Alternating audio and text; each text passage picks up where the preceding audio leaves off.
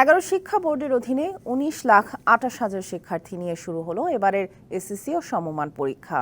বদলে যাওয়া পরিস্থিতিতে প্রথম পাবলিক পরীক্ষাকে সুশৃঙ্খল করতে দেয়া হয়েছে 14টি নির্দেশনা। পরীক্ষা কেন্দ্রের পরিবেশ দেখে খুশি শিক্ষার্থী ও অভিভাবকরা।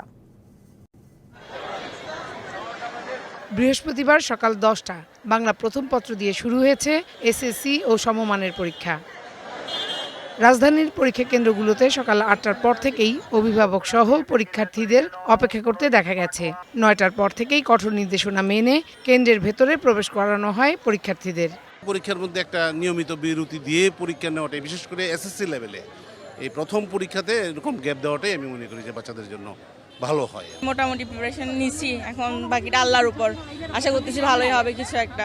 মার্চে হওয়ার কথা ছিল, তারপর এখন তো এপ্রিলে হইতেছে। বিশ্বমানের থার্মিক্স রড, সালাম স্টিল থার্মিক্স, দেশের একমাত্র থার্মিক্স রড।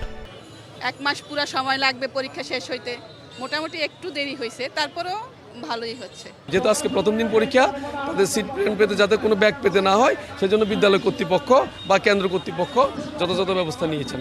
রাজধানীর মতো একই দৃশ্য ছিল সারা দেশের পরীক্ষা কেন্দ্রে। সুশৃঙ্খল পরিবেশ পেয়ে শিক্ষার্থীদের মতো খুশি অভিভাবকরাও।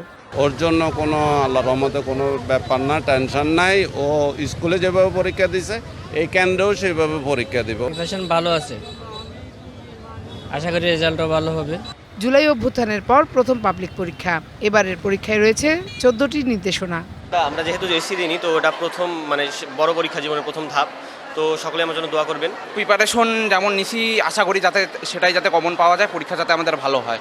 প্রিপারেশন মোটামুটি ভালোই আছে, চেষ্টা করব আল্লাহর রহমতে ভালো রেজাল্ট করার। 13ই মে পর্যন্ত চলবে পরীক্ষা।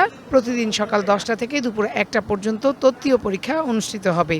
ব্যবহারিক পরীক্ষা হবে 15 থেকে 22 মে পর্যন্ত।